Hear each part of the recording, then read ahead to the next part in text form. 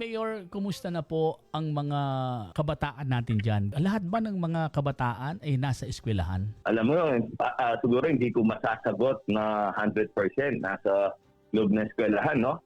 Pero we encourage all children, yung mga ating mga kabataan na since libre ang pag-aaral, no? Opo, Sa gobyerno.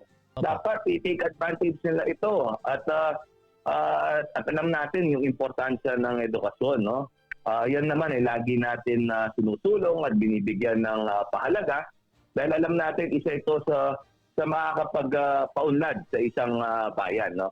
If yung mga citizenry are educated, for sure, no, it will help yung bayan sa pag-unlad. Okay, Mayor, para lahat ng bata nasa paaralan, kailangan po lahat ng mga head of the families or yung mga senior na individual ay kailangang may trabaho. Gaano kalaki po ang porsyento ng walang trabaho diyan po sa Guagua? As of now, I don't have the numbers. Opo.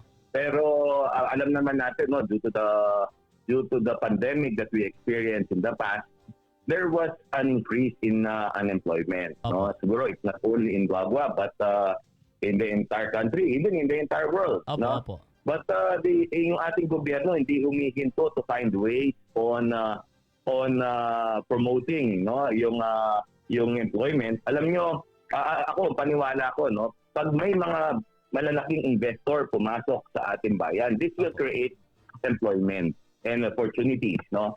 Kaya isang bagay 'yon na dapat gawin mong attractive yung bayan mo to investors, yung mga namumuhunan, para instead of yung mga kababayan mo going to other towns, to other municipalities just to work, at least dun sa bayan mo pa lang andun na yung opportunity. No? At lalaki yung pag-asa at pagkakataon nila na makahanap ng trabaho sa bayan. Okay. Okay, Mayor, ano naman ang balak nyo pa na idagdag pa dyan sa bayan ng Guagua? Ang ating mga plano itutuloy natin, no? Yung ating mga plano ngayon, unang-una yung additional pa integrated high school sa ilang barangay, no? I'm sure tutulungan tayo dito ng ating buting governor, no? Si Governor Dennis, siyempre si Vice Governor Nanay. At masaya rin namin ibinabalita na sa darating na taon, no? Siguro matatapos na yung binigay na malaking proyekto ng ating butihing senador, si Senator Lito Lapid. Kung saan binigyan tayo ng aming sariling convention center na makakalulan sa 2,500 katao. Laki Laki po. Ang budget nito is almost 400 million na binigay ng ating butihing senador Lito Lapid na alam naman natin, isa rin dugong Guagua ito, no? Si Senator Lito Lapid. Naumpisahan na po itong ating convention center and hopefully it will be finished by the end of next year.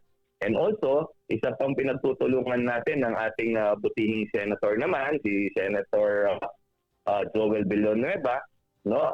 Tinutulungan tayo sa patuloy na paglaki ng ating Guagua Community College, no? Ito rin ay sinusuportahan ni Governor Dennis by giving a new building sa ating Guagua Community College, no? Kasalukuyan ginagawa yung building na binibigay ni Senator Bell, no? At si Governor Dennis naman ay nag-pledge ng isa pang gusali na gagamitin ng ating mga estudyante na nag-aaral sa Guagua Community College na nag-aaral ng libre, no? Nag-aaral ng libre sa ating community college, no? Ito ay bukas hindi lamang sa mga mamamayan ng Guagua, kung hindi sa mga estudyante rin, no, na nanggagaling sa mga ibang bayan dito sa Segunda Distrito.